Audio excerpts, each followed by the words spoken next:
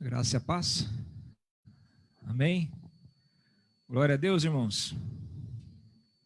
Glória a Deus nas alturas, paz na terra entre os homens a quem Ele quer bem. Glória a Deus. Quero que você abra sua Bíblia no livro de 1 Reis, capítulo 19, do verso 1 até o 19.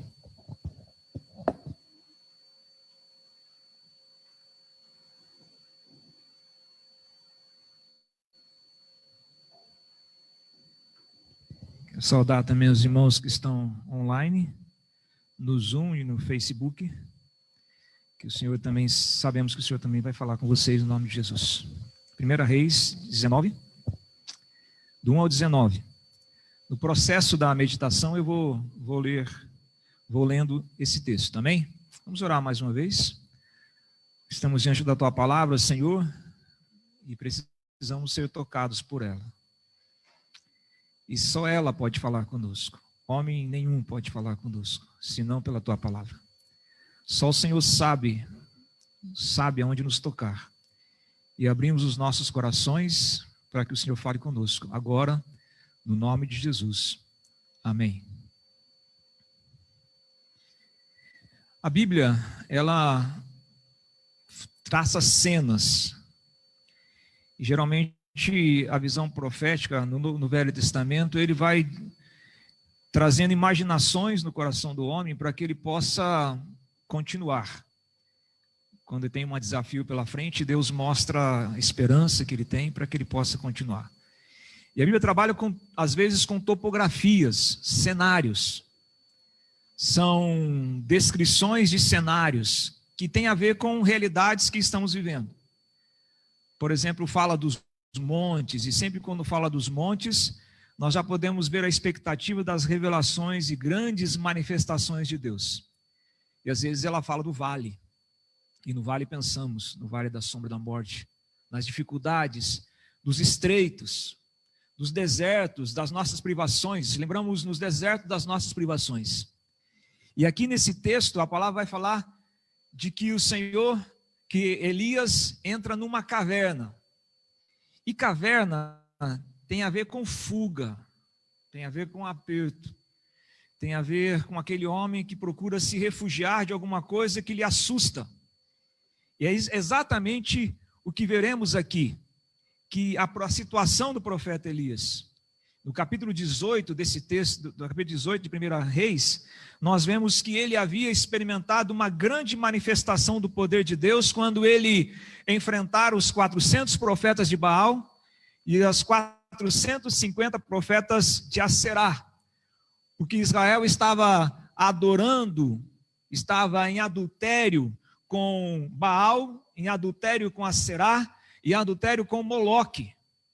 E Moloque era ainda mais assustador, porque Moloque era o Deus que exigia sacrifício de crianças, que exigia que as crianças fossem sacrificadas. Israel estava perdido, e no capítulo 18, Elias convoca um desafio para esses deuses. E nós conhecemos o texto quando ele então ora e cai fogo do céu, e ele pede que os inimigos orassem para que viessem fogo do céu, e não veio, e nós conhecemos essa história. E aqui, depois de uma vitória tão grande que ele teve contra aqueles homens e contra aquelas potestades, no capítulo 19, Acabe vai e conta a Jezabel o que havia acontecido, e a palavra vai dizer que Elias fugiu para um deserto. Você pode continuar vendo aí no capítulo 19, ele foge para um deserto com medo, sozinho do deserto. Versículo 4, ele diz para o Senhor: basta, não quero mais viver. A angústia dele foi tão grande. É interessante que a Bíblia não esconde as fragilidades dos seus servos. Por mais tremendo que eles tenham sido, a Bíblia não esconde que eles são homens frágeis. Tiago, falando de Elias, diz assim, capítulo 5, verso 17: Elias era um homem sujeito às mesmas provações, ou tentações, ou sentimentos do que nós somos. E ele orou e choveu, e não orou, e orou e não choveu. Então a Bíblia vai descrevendo que todos nós passamos por momentos difíceis, temos fragilidades. Se não estamos agora numa caverna, talvez já estivemos numa caverna no passado. E com certeza, se não estamos agora numa caverna, e se nunca estivemos numa caverna, estaremos em algum momento em alguma caverna em nossas vidas. Momentos de angústias e dificuldades. Momento que nos sentimos assustados e amedrontados. E Elias estava vivendo isso. E ele então foge para essa caverna. Todos nós passamos por isso. Particularmente, eu abro meu coração, nos últimos meses, principalmente, tem sido tempos de bastante dificuldade, cavernas. De não entender exatamente o que Deus quer, a direção que Ele quer, de ver privações em várias áreas da minha vida, de não estar vivendo aquilo que eu sonhava estar vivendo, em angústias, em sofrimento, depois de ter experimentado coisas maravilhosas com Deus e ter experiências profundas com Deus, não importa. Em determinados momentos nós viveremos esses momentos de cavernas. Mas aqui há uma nota de esperança nisso. Eu queria destacar essa nota de esperança. Nisso tudo, em qualquer momento, Deus caminha conosco. Deus traz suprimentos que nós necessitamos. Deus traz esperança. Não importa esperanças, não importa a topografia que você esteja vivendo. Deus é que nos leva, é que permite que isso aconteça para trabalhar em nossas vidas. E eu queria então pensar nessa ideia e de que lições podemos aprender nessas cavernas. Quais lições Deus pode trazer para nós nestas cavernas que às vezes vivemos? Primeira lição é o cuidado integral de Deus.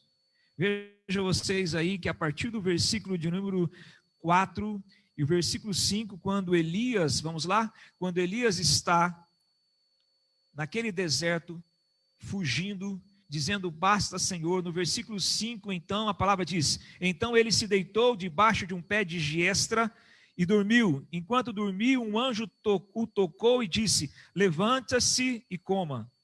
Ele olhou ao redor e viu perto da sua cabeça um pão assado sobre brasas quentes, um jarro de água.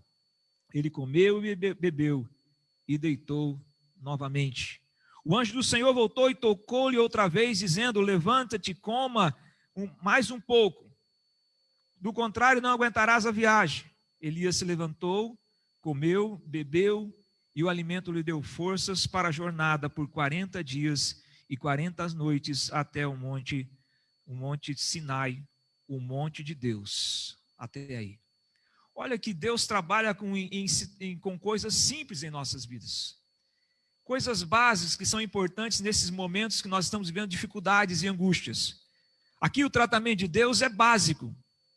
Alimento e descanso. Você está vivendo um momento difícil? É preciso se alimentar bem. Olha como Deus está trabalhando aqui. Não há nenhum segredo, não é nada misterioso. A princípio, o que Deus faz em primeiro lugar é pão e água. Um pão assado, uma aguinha fresca para uma pessoa cansada. Quando estamos em momentos difíceis e angústia em nossas vidas, não podemos descuidar do descanso e da alimentação. É interessante que essa questão de oferecer ao profeta pão e água, porque pão e água era a comida dos profetas. Em toda a casa profética, eles se alimentavam de outras coisas também, mas basicamente de pão e água. Um santo da Idade Média disse assim, a tua presença, Deus, e ainda pão e água. Para ele, a presença de Deus era tudo, e pão e água era um acréscimo, era uma regalia que ele podia ter. Então, irmãos, na hora da dificuldade, lembre-se que Deus vai cuidar das nossas vidas nos mínimos detalhes, em coisas mais simples, que às vezes não percebemos e deixamos de agradecer. Nas angústias que estamos vivendo agora nessa pandemia, Deus caminha conosco, Deus está cuidando de nós. Domingo passado eu tive uma experiência, quero contá-la bem rápida. Eu não estava muito bem emocionalmente. Eu vim para cá e de repente coisas simples começaram a acontecer. O pastor me chamou, olha, prega domingo que vem. Eu falei, meu Deus, eu não estou nem em condição. Mas aquilo me trouxe uma esperança. Eu vou falar de novo. Eu vou cumprir a minha missão. O Liong chegou, tem uma coisa para você no carro, trouxe essa blusa para mim, uma jaqueta. Eu falei, meu Deus, e eu vi a mão de Deus. Eu estou falando não para exaltar nenhum de vocês como homens, mas para ver como a mão de Deus. O Cadu chegou, pegou uma cesta, colocou dentro do carro. Eu vi a mão de Deus.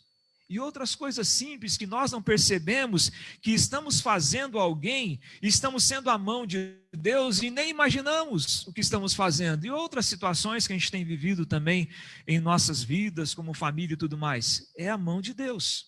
Ou seja, Deus chegando para Elias e dizendo, através de um anjo, coma, descanse.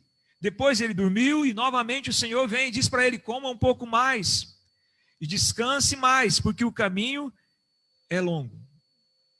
Então, nas cavernas, lembre-se, Deus está cuidando das nossas vidas. Na caverna também, esse cuidado de Deus pode ser visto no nosso cognitivo. Olha o que o Senhor diz chega diante de Elias e diz assim para Elias, Elias, o que você faz aqui? Você pode ver isso a partir aí do verso de número 10 ou 9. Então o Senhor lhe disse, depois que ele chegou lá na caverna, versículo 9, ele chega na caverna, onde passou a noite, então o Senhor lhe diz, o que você faz aqui, Elias? É interessante como Deus lhe faz uma pergunta. O que o Senhor estava trabalhando na mente de Elias era uma questão cognitiva, ele precisava refletir o que ele estava fazendo ali. O Senhor está levando ele a refletir. Deus muitas vezes nos pergunta, nem sempre nos traz respostas. E as perguntas de Deus é para que a gente possa entender o que está acontecendo. Ele disse para Adão, Adão, onde você está? Ele disse para os discípulos, cadê a fé de vocês? E aqui ele disse para Elias, o que você faz aqui? Não que Deus não soubesse o que ele estava fazendo, mas é Deus perguntando para que ele mesmo, Elias, entendesse o que ele estava fazendo ali, como ele chegou ali, por que ele estava naquela condição. É como a nossa professora ou professor que perguntava assim para você, quanto é 2 mais 2? A professora não sabe quanto é 2 mais 2? Sabe. Mas por que ela pergunta? Para que o aluno saiba. Por que Deus pergunta? É para que a gente entenda por que chegamos aonde chegamos. A questão, então, é levar a pessoa a uma resposta. E Deus estava tentando fazer com que Elias entendesse a resposta. Por que eu estou nessa caverna? Por que eu estou nessa caverna? Por que eu estou nessa circunstância? Por que o meu casamento está assim? Por que a minha vida financeira está assim? Por que você está tão oprimido ou deprimido? Por que você está assustado? Por que essas coisas estão acontecendo na sua vida? Deus pergunta para que a gente reflita. Mas o Senhor também cuida na questão do nosso emocional. No versículo 10... E tanto no versículo 14, Elias vai dizer assim para o Senhor, é que todos me abandonaram, todos me deixaram sozinhos, mataram os teus profetas, e só eu fiquei. Ele estava em profunda depressão, só eu fiquei. E no capítulo 19, o versículo 18, Deus vai dizer para ele, capítulo 19, sim, o versículo 18, Deus vai dizer para ele, ele diz, Senhor, tenho te servido zelosamente, tenho feito tudo o que o Senhor tem me pedido para fazer. Mas o Senhor disse para ele assim, Elias, no entanto, preservei 7.000 homens que não se prostraram diante de Baal. O que é a lição que aprendemos aqui? Deus está trabalhando com o nosso emocional. Na caverna imaginamos que só nós estamos sofrendo. Só nós estamos passando por lutas. Ou só nós somos fiéis. Só nós queremos fazer o melhor. Só nós tentamos agradar a Deus. E o Senhor, não, eu tenho muitos outros. Muitas outras pessoas compartilham com as nossas dores. E muitas outras pessoas também participam dos nossos sofrimentos, dos nossos valores. Deus tem muita gente, e isso tem a ver com o corpo, com a igreja. Deus tem muita gente que caminha e conosco, isso significa aceitação. O Senhor está dizendo para ele, não é você sozinho. Você não está sozinho. Tem mais gente com você. Tem mais gente que sofre as suas dores. Tem mais gente que participa no seu sofrimento. Então Deus está trabalhando com Elias agora no seu emocional, no seu sentimento de pertencer a algo, que ele não está sozinho. E não estamos sozinhos, irmãos. No mundo todo a igreja sofre, e no mundo todo tem pessoas sofrendo coisas piores do que nós, pessoas sendo mortas, crucificadas. Ainda hoje, há pessoas na África, em alguns lugares, que estão sendo mortas por causa de Cristo, e a gente precisa entender que não estamos sozinhos nesse sofrimento. E também não estamos sozinhos, nós temos irmãos, temos amigos. Isso nos ajuda a lembrar que precisamos aprender a compartilhar mais as nossas dores. E gostamos muito da solidão, temos dificuldade de compartilhar, principalmente nós que somos homens, né? A gente não consegue se abrir. E Elias achava que estava só, mas 7.000 homens também não se dobraram diante de Baal. Então Deus trabalhou com o corpo dele, com o físico dele, com o cognitivo dele, com o emocional dele. E agora também o Senhor vai dizer para ele assim, olha, a partir do anjo, o versículo de número 7, o anjo vai dizer assim, volta e o toca, levanta-te, coma um pouco mais, porque não aguentarás a viagem que tem pela frente. Versículo 11, o Senhor diz para ele também, versículo de número 11, o Senhor vai dizer, saia e ponha-te adiante de mim no monte. Nas horas de dificuldades, Deus nos dá novas direções. A caverna pode nos ajudar a entender novos caminhos e novas direções. Ontem nós participamos do Summit, né? Graças a Deus também, acho que mais pessoas aqui participaram, né? Agradeço também aos irmãos que nos ajudaram a participar do Summit. E eu li a palavra do pastor Greg, acho que é Greg, né? Greg, né? Da igreja Life Church, e tem uma plataforma que ajuda, parece que 27.000 igrejas a organizarem os seus cultos nessa plataforma. E ele falava de um assunto interessante, ele dizia assim, que às vezes é preciso piorar para melhorar. Porque ele falou sobre o tema de liderar durante o mergulho. Na caverna, no mergulho, muitas vezes, na hora das lutas, nós encontramos uma nova perspectiva para as nossas vidas. Uma nova direção. Novas orientações para as nossas vidas. Às vezes, na descendência, nós temos a ascendência. Às vezes, quando imaginamos que estamos no buraco e na nossa alma está entrando num abismo e num buraco, o Senhor pode nos mostrar nesse abismo novas direções para as nossas vidas. O Senhor disse para ele, segue, vá em frente, saia do deserto, e ele vai na direção do Monte Horebe. O que eu vejo então aqui, primeiramente, é que, mesmo na caverna, Deus cuida de nós. A gente tem que dizer isso para nós mesmos. Ele nos guarda fisicamente, emocionalmente, intelectualmente, e nos dá novas perspectivas. Mas continua aqui também. Na caverna também podemos encontrar manifestações e revelações mais profundas e específicas de Deus. Na caverna podemos encontrar revelações mais profundas e específicas de Deus. Olha aqui no versículo de número 11. A palavra vai dizer assim: saia, ponha-te diante de mim no monte, disse o Senhor. E enquanto Elias estava ali, o Senhor passou, e um forte vendaval atingiu o monte. Era tão intenso que as pedras se soltavam do monte diante do Senhor, mas o Senhor não estava no vento. Depois do vento houve um terremoto, mas o Senhor não estava no terremoto. Depois do terremoto houve um fogo, mas o Senhor não estava no fogo. E depois do fogo veio um suave sussurro, ou um cicio. Quando Elias ouviu, cobriu o rosto com a capa, saiu e ficou na entrada da caverna.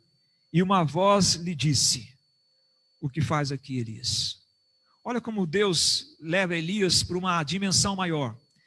Ali do deserto, o Senhor chama para o Monte Horebe. E no Monte Horebe era o monte das grandes manifestações de Deus, ou Sinai. E no Sinai, os mesmos milagres que apareceram a Moisés começam a se manifestar ali. Quando Moisés foi receber as tábuas da lei, e havia terremotos e fogo e vento impetuoso, se manifestam ali, e se manifestam também ali para Elias. Mas olha o que destaca-se aqui. Primeiro fato é que o Senhor o convida para estar mais perto dele. Versículo 11, a parte A, diz assim: saia e ponha-te diante de mim. As horas das lutas e das cavernas é uma ótima oportunidade para nós termos intimidades com Deus, nos aproximarmos de Deus. O Senhor está nos chamando. Muitas situações são chamado de Deus para que estejamos mais perto dele. Muitas lutas que passamos é o Senhor nos arrastando para si mesmo para querer conversar conosco, chamando a nossa atenção. Ele está chamando a nossa atenção sobre a nossa fé, sobre a nosso conhecimento dele, a nossa experiência com ele. O Senhor diz: olha, fica comigo nesse altar, fica comigo nesse monte. A gente tem que perceber a voz de Deus nas horas da dificuldade, que é um convite para ficar com ele. Quando começou essa pandemia, e nós viemos para Curitiba com uma expectativa, e todo mundo teve muitas expectativas frustradas, não é? A Gleice estava abrindo ali no Bigorrilho, até abriu uma sala de estética, a gente tinha comprado os equipamentos, a gente estava com a expectativa disso. Eu também comecei já a me oferecer para conhecer alguma igreja, para pastorear, e nós pensamos, está tudo arrumado, tudo arrumado. Ela vai trabalhar, eu vou pastorear, e vamos tocar a vida, mesmo deixando os filhos, né? Uma filha que é solteira lá em Maringá, mas as coisas não aconteceram como não aconteceu com muitas pessoas. E eu fui entendi que tinha que ir para uma crossover global, ali na faculdade luterana, no Pilarzinho, né? No Pilarzinho. E quando eu cheguei lá, os missionários não estavam com a pandemia. Ficou eu e a Gleice e mais 2 casais de missionários. E não tinha o que fazer. Eu falei, meu Deus, o que está acontecendo? E havia uma capela, uma capela muito bonita lá. E eu disse para o Senhor, então eu vou te buscar. E eu buscava o Senhor 2 horas pela manhã, 2 horas à tarde, e à noite às vezes orava também, clamando ao Senhor. Foram meses intensos de oração. Deus começou a me dar canções, eu não sou músico, nunca fiz música, e Deus começou a me dar canções, e Deus me deu até agora 140 músicas que eu já compus. Está lá guardado no computador, para o tempo da manifestação que Deus quiser. Eu tive experiências profundas com o Espírito Santo, algumas, em outro momento eu posso compartilhar, e a gente depois que vê essas coisas maravilhosas, a gente imagina agora as coisas vão fluir ainda mais, mas não, as coisas continuaram difíceis. Saudade da família, o frio, né? Porque aqui é um negócio que vocês não entendem isso. Isso afeta a nossa alma. E a gente ficou numa angústia, pelo menos eu, uma angústia muito grande, mas é o tempo que Deus quer conversar com a gente, para trazer você mais perto dele. E interessante que aqui no caso de Elias, há manifestações e revelações que ele já conhecia, porque Elias havia feito pelo poder do Espírito que fogo caísse dos céus e consumisse o altar. Elias havia experimentado coisas maravilhosas, mas Elias talvez, eu não sei, nunca tivesse experimentado um sussurro de Deus. Tanto é que o texto deixa claro que houve vento e Deus não estava, terremoto e Deus não estava, fogo e Deus não estava. Depois uma voz suave, e ele entendeu que era Deus falando. Não que Deus não estava, não que Deus não estivesse manifestando pelo vento, pelo fogo, pelo terremoto, mas para Elias, fogo, vento e terremoto, quando ele estava angustiado, talvez não falasse muito com ele, mas aquela voz suave falou com ele. E a palavra diz que ele foi lá fora e ouviu a voz de Deus. Deus trabalha conosco nas horas difíceis, de forma específica. Cada um tem a sua experiência. Às vezes você quer ver um anjo, eu sempre peço ao Senhor. Toda vez que eu vou pregar, eu peço que Deus faça algo sobrenatural. Toda vez que eu vou orar, eu peço. Mas nem sempre acontece. Muito raramente acontece. Deus tem uma forma de falar com cada um de nós.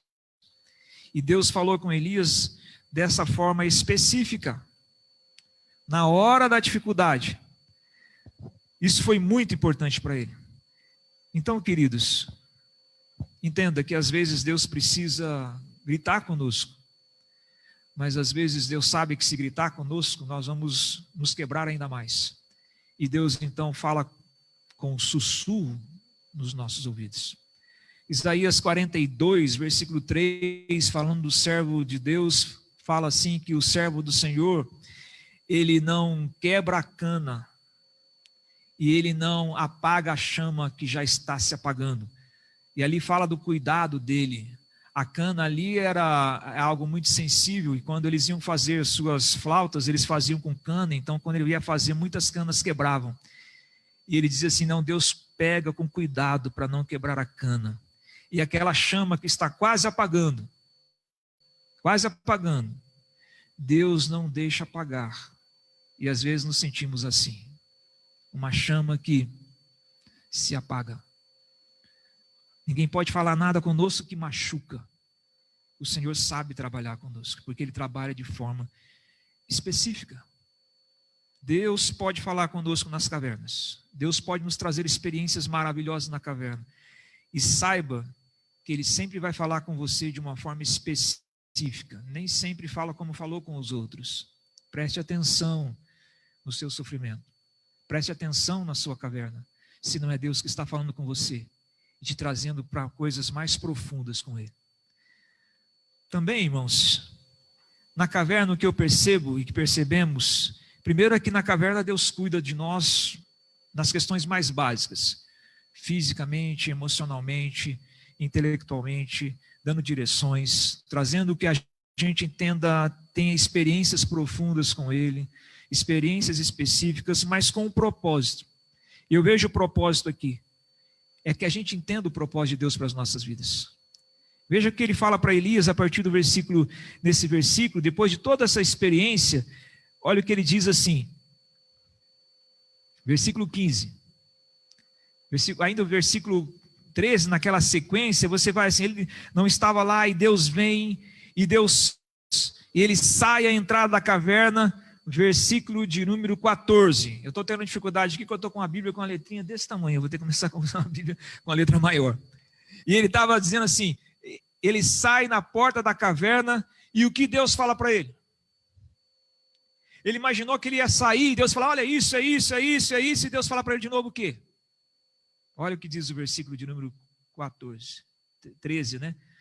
O que você faz aqui, Elias? Mesma pergunta.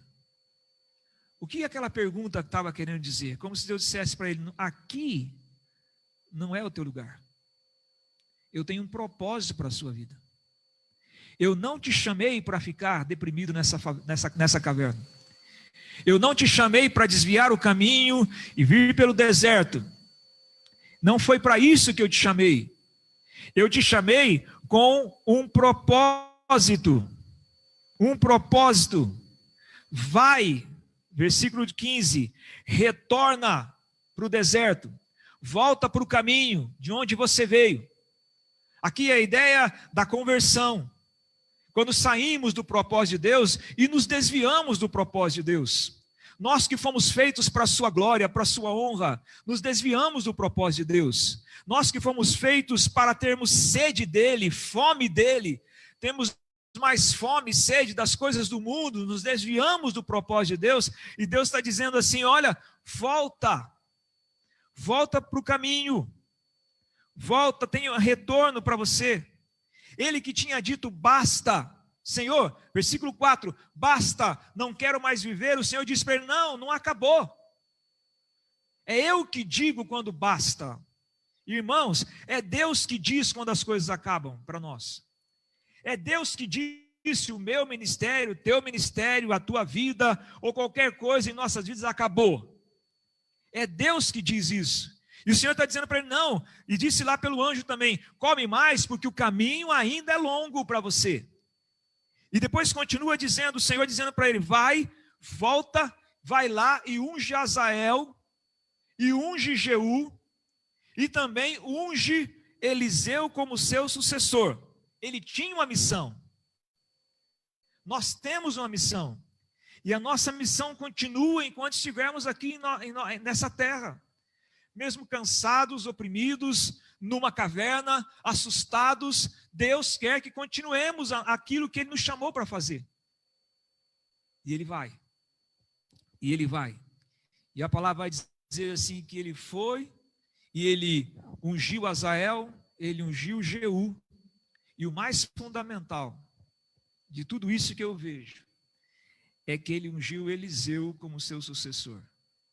Ele deixou um legado. Deixou um legado. Você está cansado? Você é um pai cansado, uma mãe cansada? Teu casamento está difícil, as nossas vidas estão difíceis. Lembre-se, nós temos que reagir, porque a gente tem que deixar um legado para os nossos filhos. A gente tem que deixar uma história para eles, de esperança. A gente tem uma missão para passar. A gente tem um bastão para passar da pregação do Evangelho, sobre o casamento, sobre a vida, sobre ser pai, sobre ser mãe. Então o mais importante é o que eu vejo que Elias deixou um legado para Eliseu. Nós como líderes temos que deixar legados. Você como pai tem que deixar legados. E ele deixou o legado. Ele foi e obedeceu. Porque ali não era, e aí o Senhor vai dizer para ele, ali não era o lugar dele, ele tinha uma coisa para fazer ainda. Eu te pergunto, o que você ainda tem que fazer nessa terra? Eu não sei vocês, mas às vezes, e eu estou bem vivido também, né? Vou fazer 60 anos daqui a 2 meses. E dá a impressão que acabou. Tem muita coisa para fazer enquanto estivermos na terra ainda. O que Deus quer que você faça? Qual é a missão? A caverna, ela é uma febre que está mostrando que alguma coisa está errado.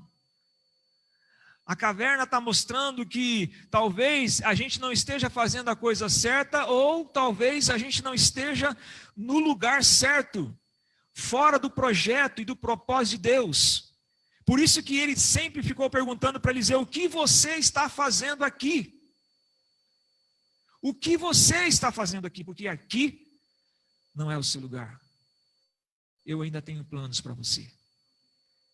O interessante é que ele foi, né? A palavra vai dizer depois, no versículo 18, Elias partiu, foi na direção da vontade de Deus. Irmãos, não há vida se a vida não for segundo a vontade de Deus. A gente vai envelhecendo e vai percebendo. A vida não é apenas para a gente criar filhos, comer, trabalhar. Tem propósitos maiores. A palavra diz em 1 Coríntios, capítulo 2, versículo 9, dizendo assim, que nem olho viu, nem ouvido ouviu, nem jamais penetrou no coração do homem as coisas que Deus tem para aqueles que o amam. Deus tem mais para nós. E não importa a idade que estejamos, vamos procurar esse mais, esse propósito. As coisas precisam se encaixar, e talvez um dia ficará mais claro em nossas vidas, mas as coisas precisam se encaixar. Eu sempre falo para o Senhor, não é, eu sei que é a tua vontade, mas as coisas têm que se encaixar. O projeto tem que acontecer, e o propósito precisa acontecer. O seu propósito, não o meu, mas o seu propósito. Não é o propósito que eu tenho, mas o propósito que Deus tem para mim. A gente precisa procurar esse propósito. Então você percebe que sempre tudo que Deus fez ali com Elias era corrigindo a direção, era sustentando fisicamente, emocionalmente, espiritualmente, para que ele continuasse a tarefa que ele tinha para fazer, continuasse o propósito. Talvez, irmãos,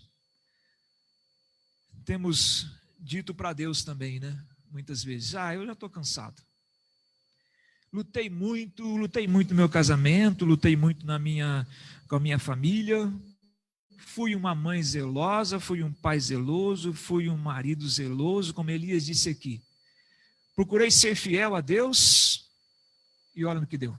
Muitas vezes eu escuto pessoas falando isso, acho que o pastor também escuta, dizendo, eu fui tão fiel a Deus. Ouço pastores e às vezes eu mesmo me ouço dizendo certas coisas. Procurei fazer o certo. Elias estava daquela forma, se sentindo abandonado. Você pode estar vivendo isso também. E Deus pode dizer para você hoje, eu vou cuidar disso, eu estou cuidando de você. Eu estou fazendo você crescer. Eu quero que você veja coisas novas.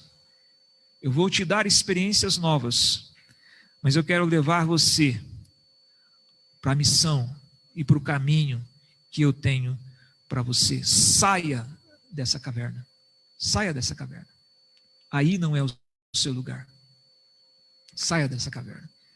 Eu não sei a caverna que você se encontra, ou já se encontrou, ou vai se encontrar. Mas sempre Deus vai dizer, e você percebe em toda a ideia do texto, tanto o anjo como o Senhor. Levanta, vai, o caminho é longo, continue, saia dessa caverna, percorra o caminho que Deus quer que você percorra.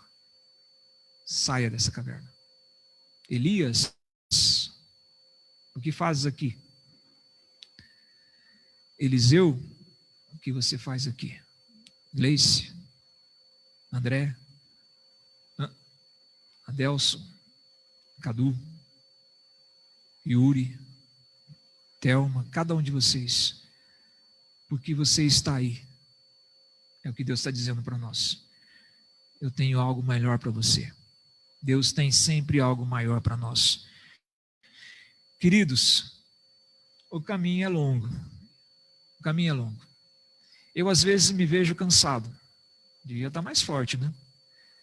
Essa semana eu fui ao médico. Minha coluna, viu, Deus, está igual a tudo. Agora quase, talvez melhor, mas estou chegando lá. Fiz uma tomografia. Não consigo nem me mexer direito, porque eu estou meio travado aqui. Viu? E às vezes penso assim, meu Deus, o que tem pela frente? Mas tem muita coisa pela frente ainda. Talvez não seja muito, mas é o que é. E seja o que for que você tenha que fazer, faça, porque é o propósito de Deus.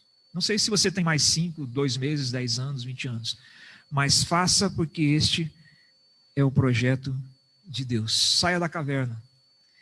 E existe um esconderijo para a gente se esconder. O esconderijo do Altíssimo. E uma hora, a gente chega em casa e descansa. Termino com uma ilustração que é uma história real, eu não lembro agora exatamente o nome do missionário. Mas o casal de missionário, depois de muitos anos trabalhando num campo, e naquele tempo, principalmente nos anos de 1800, era ir para missões e a maioria das vezes morriam lá em missões mesmo. Ou só voltavam para casa depois de 20, 30 anos de trabalho. E esse casal então avisa que está voltando para casa e eles vêm de navio. E quando chegam no navio, no porto, eles veem uma festa, bandas tocando, bandeirinhas sendo hasteadas, uma multidão lá embaixo, e o marido, que geralmente olha lá e fala, olha bem, vieram nos receber, e ficou empolgado. E quando ele começa a descer a rampa, ele começa a perceber que alguma coisa está estranha. Ele começa a perceber que toda aquela festa e toda aquela banda não era para ele. Era para um político que estava chegando. E ele fica arrasado, ele olha para a esposa e diz assim, nem voltando para casa a gente tem algum tipo de reconhecimento. E a esposa olha para ele e diz, amor, nós não chegamos ainda em casa. A nossa casa está nos céus. Nós não chegamos ainda em casa. Você está chateado com situações, chateado com alguém, chateado com alguma coisa, lembre-se, teremos sempre chateações aqui, porque não chegamos ainda em casa. Passaremos por montes, cavernas, vales, abismos, desertos, mas uma hora estaremos na casa do Pai. Amém? Oremos ao Senhor. Quero orar por você, orar para as pessoas que estão nos ouvindo e vendo na internet, no Facebook, no Zoom. Se coloque agora diante do Senhor. Não sei quais as suas lutas, suas cavernas, suas angústias, seu sofrimento. E talvez essa palavra e essa experiência de Elias tenha se identificado com algum momento da sua vida. Eu quero recordar isso ao seu coração. Lembre-se, Deus está cuidando de tudo. Cada carinho do Senhor que foi feito através de pessoas, situações que você nem enxerga, é a mão de Deus. Deus está cuidando também, querendo cuidar do seu emocional, dando direções em momentos difíceis. Deus está te chamando para o monte, para ter experiências mais profundas com Ele. E Ele sabe, pode se entregar, porque Ele sabe como trabalhar com você. Ele sabe o que te assusta. Ele sabe se Ele precisa gritar, se Ele precisa sussurrar, se Ele precisa derramar um vento poderoso ou um fogo poderoso. Ele sabe de tudo. E Ele quer te levar a um propósito, porque sem propósito entendemos que a vida não vale a pena. E existimos para glorificar o Senhor. Existimos para levar o Evangelho às pessoas. Existimos para deixar também para os nossos filhos o bastão para que eles continuem levando a palavra, deixar o legado. E está difícil, irmão. Como Elias estava angustiado e dizendo basta, só Deus pode dizer basta. O que Ele vai dizer é que há alguma coisa para ser feita ainda. Continue caminhando. Continue caminhando. E uma hora você vai chegar lá. E é somente na casa do Pai que haverá total descanso, compreensão. É só lá que seremos totalmente entendidos. Aqui não somos totalmente entendidos. Ninguém é capaz de nos entender, só Deus. Lá, tudo vai acabar.